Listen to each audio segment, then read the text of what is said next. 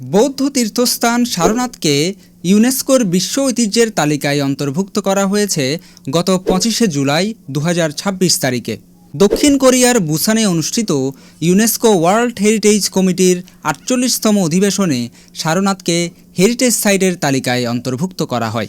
বর্তমানে সারনাথ হচ্ছে ভারতের ৪৫তম বিশ্ব ঐতিহ্য। এই সংবাদ ছড়ানোর পরপরই ভারতের প্রধানমন্ত্রী নরেন্দ্র মোদী সোশ্যাল মিডিয়াতে এই বার্তাটি দিয়ে লিখেছেন, প্রত্যেক ভারতীয়দের জন্য এটি একটি গর্বের মুহূর্ত। উত্তরপ্রদেশের সারনাথ ইউনেস্কোর বিশ্ব ঐতিহ্যের তালিকায় অন্তর্ভুক্ত হওয়ায় আমি অত্যন্ত আনন্দিত। সারনাথের সাথে বুদ্ধের গভীর সম্পর্ক রয়েছে। তার প্রজ্ঞা, করুণা এবং সম্প্রীতির চিরন্তন বাণী আজও সমগ্র বিশ্বকে অনুপ্রাণিত করে। এই স্বীকৃতি ভারতের গভীর সভ্যতাগত এবং আধ্যাত্মিক ঐতিহ্যকে ধারণ করে। একই সাথে এটি বিশ্বের আরও মানুষকে সারনাথ ভ্রমণ করতে এবং বুদ্ধের আদর্শের সাথে নিজেদেরকে যুক্ত করতে অনুপ্রাণিত করবে। সুতরাং এই সংবাদটি নিঃসন্দেহে বৌদ্ধদের জন্য অত্যন্ত আনন্দদায়ক। সারনাথের পাশাপাশি বিশ্ব ঐতিহ্যের এই তালিকাটিতে রয়েছে বুদ্ধগয়া, নালন্দা, সাঁচি স্তূপ, অজন্তা গুহা, শ্রীলঙ্কার অনুরাধাপুর, নেপালের লুম্বিনী, তক্ষশিলা এবং বাংলাদেশের পাহাড়পুর। যে বিষয়টা আমাদের জানা প্রয়োজন যে সারনাথ বৌদ্ধদের জন্য কেন এত গুরুত্বপূর্ণ একটি তীর্থস্থান। ইউনেস্কো কেনই বা সারনাথকে বিশ্ব ঐতিহ্যের স্থান দিল, চলুন আজকের এই ভিডিও থেকে আমরা জেনে আসি। ভারতের উত্তরপ্রদেশের বারাণসী শহর থেকে প্রায় ১০ কিলোমিটার দূরে অবস্থিত একটি ঐতিহাসিক স্থান হচ্ছে সারনাথ। সারনাথের সাথে বুদ্ধের জীবন দর্শন এবং নানা ঐতিহাসিক ঘটনা নিবিড়ভাবে জড়িত। ৬ বছর কঠোর সাধনা শেষে কুমার সিদ্ধার্থ বুদ্ধত্ব লাভ করার পর তিনি সেই বোধিবৃক্ষের চারপাশে ৭ সপ্তাহ বা ৪৯ দিন অতিবাহিত করেন, যাদেরকে সপ্ত মহাস্থান বলা হয়। সেই ৪৯ দিন অতিক্রান্ত হওয়ার পর বুদ্ধ চিন্তা করতে লাগলেন কাকে বুদ্ধের এই অর্জিত জ্ঞানরাশি দান করা যায়। বুদ্ধের মধ্যে নানা ধরনের প্রশ্নের উদ্ভব হতে লাগলো। বুদ্ধ চিন্তা করতে লাগলেন সাধারণ মানুষ কামনা বাসনা ভোগ বিলাসে মত্ত। কামনা বাসনায় লিপ্ত থাকা ব্যক্তি কি আমার এই জ্ঞানরাশিকে উপলব্ধি করতে পারবে? আর যাদের মুক্তির লক্ষ্যে এই জাগতিক সত্যের আবিষ্কার, তারাই যদি বুঝতে না পারে, এই ধর্মকে প্রচার করা তো নিরর্থক। এক পর্যায়ে বুদ্ধ এই ধর্মকে প্রচার না করার সিদ্ধান্ত গ্রহণ করেন। কথিত আছে বুদ্ধের এই সিদ্ধান্তে দেবতাদের আসন প্রকম্পিত হয়। অতঃপর ব্রহ্মা সহম্পতি এসে বুদ্ধকে করজোরে প্রার্থনা করে বলেন, মানুষ কামনা বাসনা ভোগবিলাসে মত্ত আছে বলেই তো তাদের এই দুঃখ মুক্তির উপায় জানা প্রয়োজন। যদি তারা আপনার এই জাগতিক সত্যকে জানতে না পারেন, তবে তারা চিরকাল এই দুঃখের ভবচক্রে আবদ্ধ থাকবে। অতএব আপনার এই ধর্মকে দেবমানবের কল্যাণে প্রচার করা উচিত। দেবতার প্রার্থনায় বুদ্ধ সম্মতি প্রদান করলেন। দেবতার প্রস্থানের পর বুদ্ধ চিন্তা করতে লাগলেন কাকে প্রথম এই ধর্ম দেশনা করা যায়। বুদ্ধের মনে পড়ল সেই ঋষি আরার কালাম এবং রামপুত্র রুদ্রকের কথা, যাদের কাছে কুমার সিদ্ধার্থ গিয়েছিলেন আধ্যাত্মিক শিক্ষা গ্রহণ করতে। কিন্তু দিব্যজ্ঞানে দেখতে পেলেন তারা দুজনেই ইতোমধ্যেই পরলোকগত হয়েছেন। অতঃপর মনে পড়ল সেই ৫ জন তপস্বীর কথা, যার সাথে কুমার সিদ্ধার্থ ধ্যান সাধনা করেছিলেন।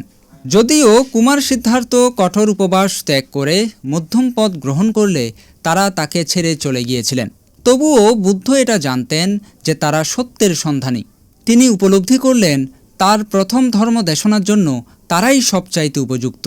এই সিদ্ধান্ত নিয়েই বুদ্ধ বুদ্ধগয়া থেকে উত্তর পশ্চিমের দিকে যাত্রা শুরু করলেন। তার গন্তব্য ছিল ঋষিপতন মৃগদায়, যেটা আজকের সারনাথ। প্রায় ২৫০ কিলোমিটারের বেশি পথ তিনি হেঁটে অতিক্রম করেন। পথে তিনি কারো রাজকীয় রথে চড়েননি, কোনো বাহনের আশ্রয় নেননি। একজন সাধারণ ভিক্ষুর মতোই বনপথ আর জনপথ অতিক্রম করে তিনি এগিয়ে চলেন।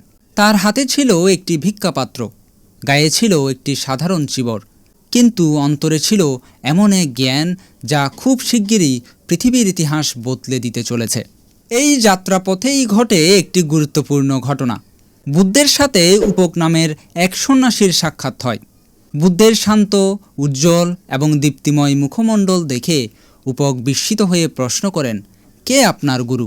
আপনি কার শিক্ষা অনুসরণ করে এই মার্গ লাভ করেছেন? বুদ্ধ শান্ত কণ্ঠে উত্তর দেন, আমার কোনো গুরু নেই। আমি নিজেই নিজের সত্য উপলব্ধি করেছি এবং মুক্তির পথ আবিষ্কার করেছি। এটা শুনে উপহাস করে বলতে শুরু করলেন, এটা তো অসম্ভব, গুরু ছাড়া জ্ঞান লাভ কখনোই সম্ভব নয়। তখন বুদ্ধ বললেন, পরম সত্য নিজেকেই খুঁজতে হয়। বুদ্ধের কথা কটাক্ষ করে বললেন, আপনি গুরুকে অস্বীকার করছেন, তার মাধ্যমে অর্জন করা পথকে আপনি নিজের বলে প্রচার করছেন। যেই বিষয়টি নিয়ে বুদ্ধত্ব লাভ করার পর এত বেশি চিন্তিত ছিলেন, শেষমেশ সেটাই হচ্ছে। সাধারণ মানুষকে এই সত্য বোঝানো বড়ই কঠিন। বুদ্ধ সেই সন্ন্যাসীকে কোনো প্রতিউত্তর না দিয়ে আবারও সারনাথের দিকে রওনা দিলেন। অবশেষে বহুদিনের পদযাত্রা শেষে বুদ্ধ পৌঁছালেন ঋষিপতন মৃগদায়ের সেই শান্ত বনভূমিতে, যেখানে তার 5 জন প্রাক্তন সাধনাসঙ্গী অবস্থান করছিলেন। দূর থেকে বুদ্ধকে আসতে দেখে তারা পরস্পরের মধ্যে বলাবলি করছিলেন, এই সেই গৌতম যে খাবারের লোভে কঠোর তপস্যা ত্যাগ করেছিলেন, আমরা তাকে কোনো সম্মান দেখাবো না। এই বলে তারা সেখানে বসে রইলেন। কিন্তু বুদ্ধ যতই তাদের কাছে এগিয়ে আসতে থাকলেন, ততই তার দেহজ্যোতি বাড়তে লাগল। অতঃপর সেই 5 জন সঙ্গীর কাছে আসার পর বুদ্ধের দেহজ্যোতির তেজ দেখে তারা খুবই অভিভূত হলেন। তারা নিজেদের অজান্তেই উঠে দাঁড়ালেন এবং প্রশ্ন করলেন, তুমি তো সেই সিদ্ধার্থ যে তপস্যা ভঙ্গ করেছিলে, তুমি কেন এখানে এসেছো? তখন বুদ্ধ বললেন, তোমরা নিজের অন্তর্দৃষ্টি জাগ্রত করে দেখো, আমি আগের সেই সিদ্ধার্থ নেই, আমি এখন সম্যক সম্বুদ্ধ। আমি দুঃখমুক্তির পথ খুঁজে পেয়েছি, যেটার অন্বেষণে আমি ঘুরে বেরিয়েছি। অতঃপর সেই 5 জন বুদ্ধের দেহজ্যোতি দেখে উপলব্ধি করলেন, কুমার সিদ্ধার্থ আর আগের মতো সাধারণ ব্যক্তি নেই, সে এখন মহাজ্ঞানী। অতঃপর সেই 5 জন সঙ্গী মাটিতে বসে অবনত মস্তকে বুদ্ধকে বন্দনা নিবেদন করলেন এবং বুদ্ধকে তার আবিষ্কৃত সত্যকে দেশনা করার জন্য অনুরোধ করলেন। এরপর বুদ্ধ তার আসন গ্রহণ করলেন এবং প্রথমবারের মতো দেশনা করলেন 4 আর্য সত্য, আর্য অষ্টাঙ্গিক মার্গ এবং মধ্যম পথের মতো শিক্ষা, যেটা ধর্মচক্র প্রবর্তন সূত্র নামে পরিচিত। এই সূত্রটির শুরুতেই এই লাইনটি দেখা যায়, এভাম মে সুত্তাং একাং সামায়াং ভাগবা বারাণসী ঋষিপাতান মৃগদায়ে। অর্থাৎ আমি এই রূপে শুনিয়াছি, একসময় ভগবান বুদ্ধ বারাণসীর ঋষিপতন মৃগদায়ে অবস্থান করছিলেন। এই লাইনটি বলেছিলেন মূলত আনন্দস্তবীর। প্রথম সঙ্গীতিতে যখন ধর্ম সংকলন করা হচ্ছিল, তখন ধর্মচক্র প্রবর্তন সূত্র আবৃত্তির পূর্বে আনন্দস্তবীর এই কথাটি বলে সূত্রটি শুরু করেন যে আমি এই রূপে শুনেছি। আনন্দস্তবীর দীর্ঘ 25 বছর বুদ্ধের সেবক ছিলেন। বুদ্ধ কোথায়, কাকে, কী ধর্ম দেশনা করেছেন তা বুদ্ধ আনন্দস্তবীরকে জানাতেন এবং আনন্দস্তবীর সেগুলোকে নিজের স্মৃতিতে সংরক্ষণ করে রাখতেন। এ কারণেই সূত্রের শুরুতে বলা হয়েছে, আমি এই রূপে শুনিয়াছি, অর্থাৎ আমি বুদ্ধের কাছ থেকে শুনেছি, এটাই আনন্দস্তবীর বুঝিয়েছিলেন।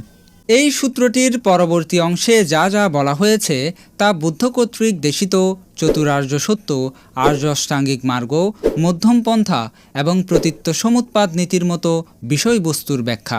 এই সূত্রটির শুরুতেই বুদ্ধ বলেছেন, একজন সাধনাকারীর 2টি চরম পথ অনুসরণ করা কখনোই উচিত নয়। একটি হচ্ছে ইন্দ্রিয় সুখে আসক্তি, অর্থাৎ ভোগবিলাস, কামনা এবং ইন্দ্রিয়ের আনন্দের পেছনে ছুটে চলা। অন্যটি হচ্ছে আত্মদেহকে কষ্ট দেওয়া বা আত্মনিগ্রহ, অর্থাৎ অতিরিক্ত উপবাস এবং নিজের শরীরকে কষ্ট দিয়ে মুক্তিলাভের চেষ্টা করা। বুদ্ধ নিজেও বোধিলাভের আগে বহু বছর খাবার পরিত্যাগ করে কঠোর তপস্যা করেছিলেন, কিন্তু একসময় তিনি উপলব্ধি করেছিলেন যে শরীরকে ধ্বংসের দিকে ঠেলে দেওয়া মুক্তির পথ নয়। এ কারণে এই 2টা চরম পন্থাকে বর্জন করে বুদ্ধ মধ্যম পন্থার কথা বলেছিলেন, যাকে আমরা বলি আর্য অষ্টাঙ্গিক মার্গ। বিষয়টিকে গভীরভাবে ব্যাখ্যা করতে গেলে প্রথমেই আমাদেরকে চতুরার্য সত্যের কথা বলতে হবে। চতুরার্য সত্যের প্রথমটিতে বুদ্ধ বলছেন দুঃখ আর্য সত্য, অর্থাৎ জীবন অনিত্য এবং এতে দুঃখ বিদ্যমান। দ্বিতীয়টি হচ্ছে দুঃখ সমুদয় আর্য সত্য, অর্থাৎ দুঃখ এমনি এমনি সৃষ্টি হয় না, এর পেছনে নির্দিষ্ট কারণ রয়েছে। দুঃখের মূল কারণ হচ্ছে অবিদ্যা এবং সেই অবিদ্যা থেকেই তৃষ্ণার সৃষ্টি হয়। এখানে বুদ্ধ 3 ধরনের তৃষ্ণার কথা বলেছেন, কামতৃষ্ণা, ভবতৃষ্ণা এবং বিভব তৃষ্ণা। তৃতীয় সত্যটি হচ্ছে দুঃখ নিরোধ আর্য সত্য, অর্থাৎ দুঃখ থেকে নিবৃত্তি সম্ভব। চতুর্থটি হচ্ছে দুঃখ নিরোধগামিনী প্রতিপাদা আর্য সত্য, অর্থাৎ দুঃখ থেকে মুক্তির নির্দিষ্ট উপায় বা পথ রয়েছে। এই দুঃখ থেকে মুক্তির উপায় বলতে গিয়েই বুদ্ধ 8টি পথের কথা বলেছেন, যেটা হচ্ছে আর্য অষ্টাঙ্গিক মার্গ: সম্যক দৃষ্টি, সম্যক সংকল্প, সম্যক বাক্য, সম্যক কর্ম, সম্যক জীবিকা, সম্যক প্রচেষ্টা, সম্যক স্মৃতি এবং সম্যক সমাধি। সুতরাং এই 8টি পথকে এমন একটি পথ বলা হয়েছে যেটা মানুষের সঠিক দৃষ্টি এবং জ্ঞান উৎপন্ন করে মানুষকে নির্বাণের দিকে নিয়ে যায়। সুতরাং ধর্মচক্র প্রবর্তন সূত্রেই বুদ্ধ বৌদ্ধ ধর্মের মূল ভিত্তিসমূহ স্থাপন করেন। এজন্যই এটিকে ধর্মচক্র বলা হয়। ধর্মচক্র মানে হচ্ছে ধর্মের চাকা। একটা চাকা ঘুরতে শুরু করলে সেটা যেমন সামনের দিকে এগিয়ে যায়, তদ্রূপভাবে বুদ্ধ যখন এই শিক্ষা প্রচার করলেন তখন থেকেই ধর্মের চাকা চলতে শুরু করলো, অর্থাৎ ধর্ম প্রসারিত হতে শুরু করলো। বুদ্ধের ধর্ম দেশনা শেষে কৌন্ডিন্যের প্রথম ব্যক্তি হিসেবে ধর্মচক্ষু উৎপন্ন হলো। এরপর একে একে 5 জনই বুদ্ধের কাছে শিষ্যত্ব গ্রহণ করেন। এভাবেই প্রতিষ্ঠিত হয় প্রথম বৌদ্ধ সংঘ।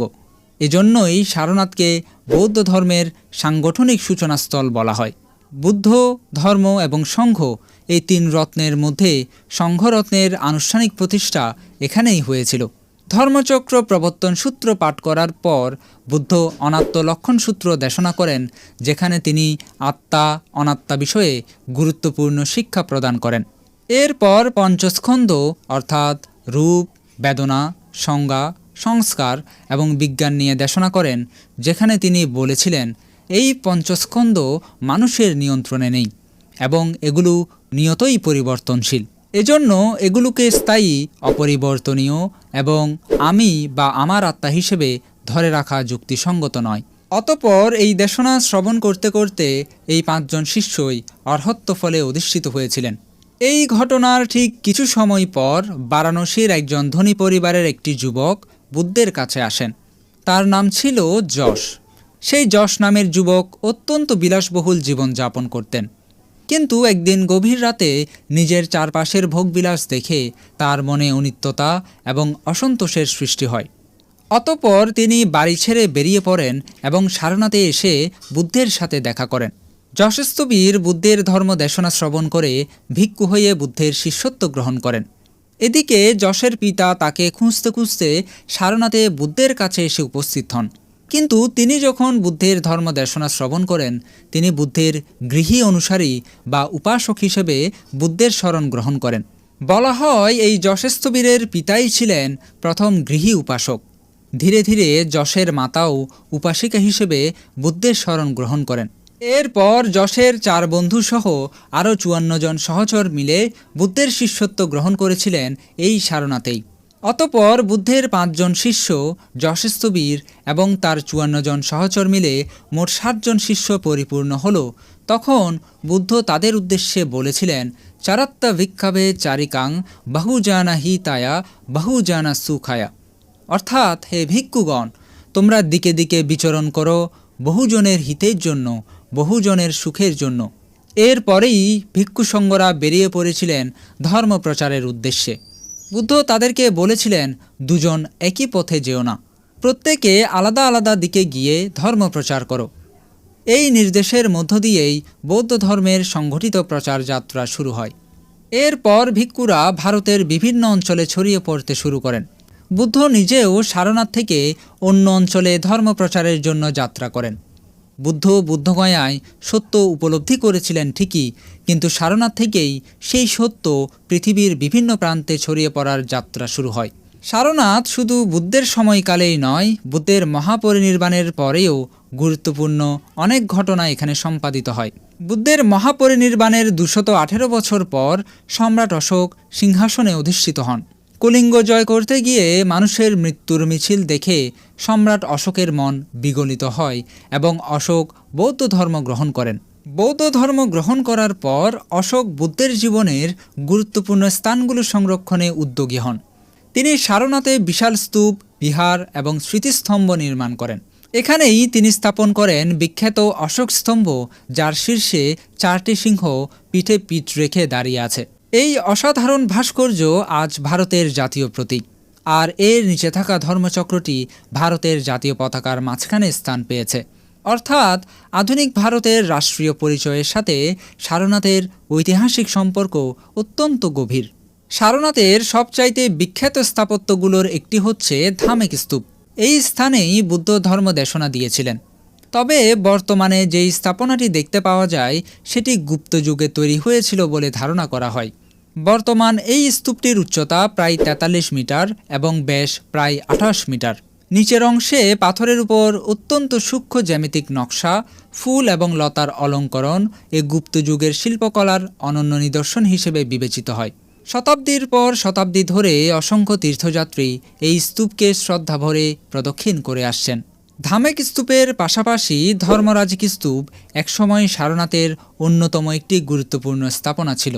এটির নির্মাণের সাথে সম্রাট অশোকের নাম যুক্ত করা হয়। ধারণা করা হয় বুদ্ধের মহাপরিনির্বাণের পর তার পবিত্র দেহাবশেষ বিভিন্ন স্থানে বিতরণ করা হলে অশোক সেগুলোর কিছু অংশ নিয়ে বহু স্তূপ নির্মাণ করেছিলেন। সারনাথের ধর্মরাজিক স্তূপও সেই ঐতিহ্যের অংশ বলে মনে করা হয়। কিন্তু অষ্টাদশ শতাব্দীতে উত্তর ভারতের রাজনৈতিক এবং ধর্মীয় পরিস্থিতির ব্যাপক পরিবর্তনের সময় সারনাথের বহু বৌদ্ধ স্থাপনা ধ্বংসপ্রাপ্ত হয়। ধর্মরাজিক স্তূপও সেই ধ্বংসযজ্ঞ থেকে রক্ষা পায়নি। পরবর্তীকালে স্তূপের ইট এবং পাথরও বিভিন্ন নির্মাণ কাজে ব্যবহার করা হয় বলে জানা যায়। ফলে একসময় যে বিশাল স্তূপটি এখানে দাঁড়িয়েছিল ধীরে ধীরে তার অস্তিত্ব মাটির সাথে মিশে যায়। কিন্তু ১৯ শতকে সারনাথ নিয়ে ইউরোপীয় গবেষকদের আগ্রহ বেড়ে যায়। ১৮১৫ সালে কর্নেল কলিন ম্যাকেনজি সারনাথের ধ্বংসাবশেষ অনুসন্ধান করেন এবং বেশ কিছু ভাস্কর্য তিনি সংগ্রহ করেন। তবে এটিকে তখনও আধুনিক অর্থে সুপরিকল্পিত একটি প্রত্নতাত্ত্বিক খনন বলা যায় না। এরপর আসেন আলেকজান্ডার কানিংহাম। ১৮৩৫ থেকে ১৮৩৬ সালে তিনি সারনাথে প্রথম উল্লেখযোগ্য এবং তুলনামূলকভাবে পদ্ধতিগত প্রত্নতাত্ত্বিক অনুসন্ধান পরিচালনা করেন। তিনি চীনা বৌদ্ধ পরিব্রাজক ফা হিয়েন এবং হিউয়েন সাংয়ের ভ্রমণ বৃত্তান্ত সহ প্রাচীন বিবরণ অধ্যয়ন করে সারনাথের বিভিন্ন স্থাপনার অবস্থান শনাক্ত করার চেষ্টা করেছিলেন। তার খননের অন্যতম লক্ষণ ছিল ধর্মরাজিকা স্তূপে পাওয়া সেই রহস্যময় বাক্সের সন্ধান করা, যেটা অষ্টাদশ শতাব্দীতে হারিয়ে যায় এবং যেটা বুদ্ধের অস্থি সংরক্ষণ করা ছিল বলে ধারণা করা হয়। কানিংহাম শেষ পর্যন্ত ধর্মরাজিকা স্তূপের সাথে সম্পর্কিত সেই পাথরের বাক্সটি পুনরায় খুঁজে পান। তবে কানিংহামের কাজের গুরুত্ব শুধুমাত্র একটি পাথরের বাক্স খুঁজে পাওয়ার মধ্যেই সীমাবদ্ধ ছিল না। তিনি সারনাথের বিভিন্ন স্তূপ, বিহার এবং মন্দিরের ধ্বংসাবশেষ পরীক্ষা করেন এবং সেখান থেকে পাওয়া ভাস্কর্য এবং অন্যান্য নিদর্শন তিনি নথিবদ্ধ করেন। ১৯বিংশ শতকে ব্রিটিশ প্রত্নতাত্ত্বিকদের উদ্যোগে সারনাথে নিয়মিত খনন কাজ শুরু হয়। অতঃপর ধ্বংসস্তূপের নিচ থেকে বেরিয়ে আসে অশোক স্তম্ভের অংশ, প্রাচীন বিহারের ভিত্তি, অসংখ্য বুদ্ধমূর্তি, শিলালিপি, ভাস্কর্য এবং বিভিন্ন যুগের স্থাপত্য নিদর্শন। এসব আবিষ্কার শুধু বৌদ্ধ ধর্মের ইতিহাস নয়, প্রাচীন ভারতের শিল্প, স্থাপত্য এবং সংস্কৃতি সম্পর্কেও অমূল্য তথ্য প্রদান করেন। এভাবে ১৮৩৬ সালের মধ্যেই তিনি সারনাথকে বুদ্ধের প্রথম ধর্মদেশনার স্থান হিসেবে নিশ্চিতভাবে চিহ্নিত করতে সক্ষম হয়েছিলেন। সারনাথের আরেকটি গুরুত্বপূর্ণ স্থাপনা হচ্ছে মূলগন্ধ কুটির। প্রাচীন বর্ণনায় উল্লেখ রয়েছে বুদ্ধ এখানে ধ্যান এবং অবস্থান করতেন। প্রাচীনকালে সারনাথে বুদ্ধ বর্ষাবাসের সময় যেই কুঠিরে অবস্থান করতেন বলে বৌদ্ধ ঐতিহ্যে উল্লেখ পাওয়া যায় সেটিকে মূলগন্ধ কুঠির বলা হয়। চীনা পরিব্রাজক হিউয়েন সাং ৭ম শতকে সারনাথ ভ্রমণ করে এখানে একটি প্রায় ২০০ ফুট উঁচু স্থাপনার কথা লিখেছিলেন। প্রত্নতাত্ত্বিক খননে পাওয়া একটি প্রাচীন ইটের বিহারকে গবেষকরা সেই মূলগন্ধ কুটিরের সাথে সম্পর্কিত বলে মনে করেন। বর্তমান যেই মূলগন্ধ কুটিরটি রয়েছে এটি নির্মাণের পেছনে সবচাইতে গুরুত্বপূর্ণ ব্যক্তি ছিলেন শ্রীলঙ্কার বৌদ্ধ পুনর্জাগরণ আন্দোলনের অন্যতম নেতা অনাগারিক ধর্মপাল। তিনি ১৮৯১ সালে সারনাথ পরিদর্শন করেন এবং তখনকার জরাজীর্ণ এবং প্রায় বিস্মৃত সারনাথকে আবারও একটি জীবন্ত বৌদ্ধ তীর্থকেন্দ্রে পরিণত করার উদ্যোগ নেন। তার প্রতিষ্ঠিত মহাবোধি সোসাইটি এই বিহার নির্মাণের দায়িত্ব নেন। বিহারটির ভিত্তিপ্রস্তর স্থাপন করা হয় ১৯২২ সালে। সেটার নির্মাণ কাজ শেষ হতে প্রায় 9 বছর সময় লাগে এবং 11ই নভেম্বর 1931 সালে মূল গ্রন্থকুটির বিহারের আনুষ্ঠানিক উদ্বোধন করা হয়। এই উদ্বোধনটি সারনাথের আধুনিক ইতিহাসের একটি গুরুত্বপূর্ণ ঘটনা ছিল, কারণ এর মাধ্যমেই দীর্ঘ সময় পর সারনাথে আবারও একটি সক্রিয় বৌদ্ধ ধর্মীয় কেন্দ্র গড়ে ওঠে এবং ধীরে ধীরে সারনাথ তার পুরনো গৌরব ফিরে পেতে শুরু করে। আজকের সারনাথ একটি আন্তর্জাতিক তীর্থস্থান। শ্রীলঙ্কা, থাইল্যান্ড, মিয়ানমার, জাপান, দক্ষিণ কোরিয়া, ভিয়েতনাম, তিব্বত, ভুটান, নেপাল এবং বিশ্বের বহু দেশের বৌদ্ধরা এখানে এসে প্রার্থনা, ধ্যান এবং ধর্মীয় অনুষ্ঠান পালন করেন। এই সারনাথ হচ্ছে এমন একটি স্থান যেখানে মানব সভ্যতার ইতিহাসে অসাধারণ শিল্পকলা এবং আধ্যাত্মিক পরিবর্তনের সূচনা ঘটেছিল। এখান থেকেই এমন একটি দর্শনের প্রচার শুরু হয় যা অহিংসা, করুণা এবং মানবতার বার্তা নিয়ে সমগ্র এশিয়া এবং পরে বিশ্বের বিভিন্ন অঞ্চলে বিস্তৃত হয়।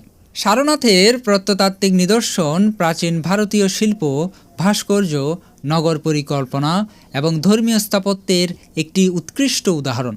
এখান থেকে পাওয়া অশোক স্তম্ভ, ধামেক স্তূপ, ধর্মরাজিক স্তূপ, প্রাচীন বিহারের ধ্বংসাবশেষ এবং অসংখ্য ভাস্কর্য মানব ইতিহাসের অমূল্য সাংস্কৃতিক সম্পদ হিসেবে বিবেচিত হয়। ত্রিপিটকের দীর্ঘনিকায়ের মহাপরিনির্বাণ সূত্রে দেখা যায়, কুশীনগরে বুদ্ধের মহাপরিনির্বাণের পূর্বে আনন্দস্থবির যখন চিন্তা করছিলেন বুদ্ধের মহাপরিনির্বাণের পর বুদ্ধকে আর কেউই দর্শন করতে পারবে না, তখন বুদ্ধ আনন্দকে বুদ্ধগয়া, লুম্বিনী, সারনাথ এবং কুশীনগর এই 4টি স্থানের কথা উল্লেখ করেছিলেন। এ কারণেই এই 4টি স্থানকে 4ই মহাতীর্থ বলা হয়। জীবনে একবার হলেও এই তীর্থস্থানগুলো ভ্রমণ করা প্রত্যেক বৌদ্ধ ধর্মাবলম্বীদের জন্য একান্ত কর্তব্য। পরিশেষে ইউনেস্কো কর্তৃক সারনাথকে বিশ্ব ঐতিহ্যের তালিকায় অন্তর্ভুক্ত করায় তাদের প্রতি জানাই আন্তরিক কৃতজ্ঞতা এবং সবাইকে 3বার সাধুবাদ প্রদানের আহ্বান জানিয়ে ভিডিওটি এখানেই সমাপ্ত করছি।